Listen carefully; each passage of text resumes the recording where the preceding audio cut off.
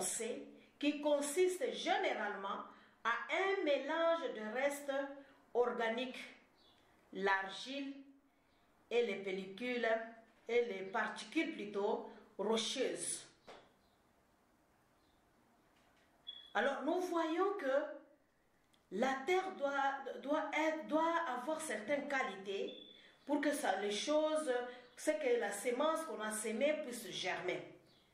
Alors nous comprenons qu'il y a des composantes, des qualités des sols qui permettent à cette sol d'être bonne et que quand on sème, que les choses puissent germer. Alors, du verset 1 au verset 23, nous voyons que l'accent est mis sur les résultats en fonction des terres, en fonction des terrains que le semeur a rencontré lorsqu'il est sorti pour s'aimer sa sémence. Alors, nous voyons aussi que chaque sémence a un principe de vie qui va germer même plus tard. Parce que nous voyons le verset 23, nous voyons que la Bible nous dit que la sémence a germé, a porté du fruit.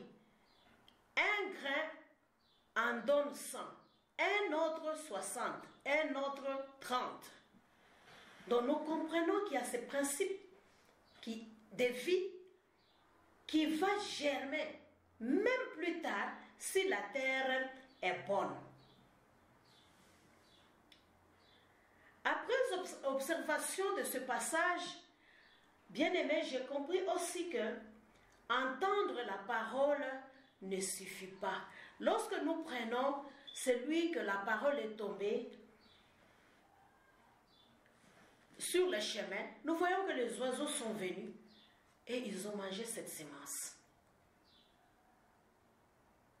Qu'est-ce que cela veut dire?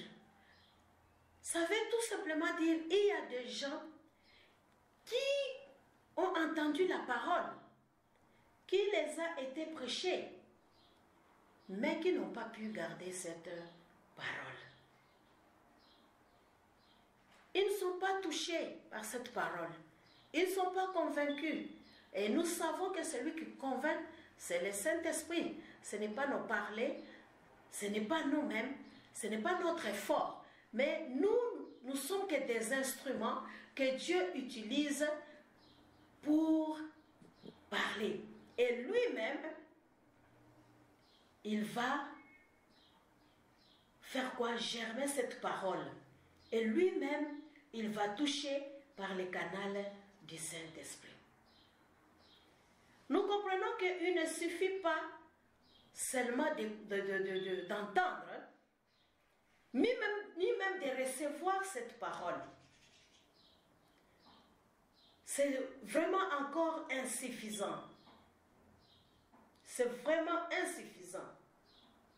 Parce qu'on nous dit au verset 19 que ces obstacles, c'est les malins qui viennent enlever cette sémence dans le cœur de la personne.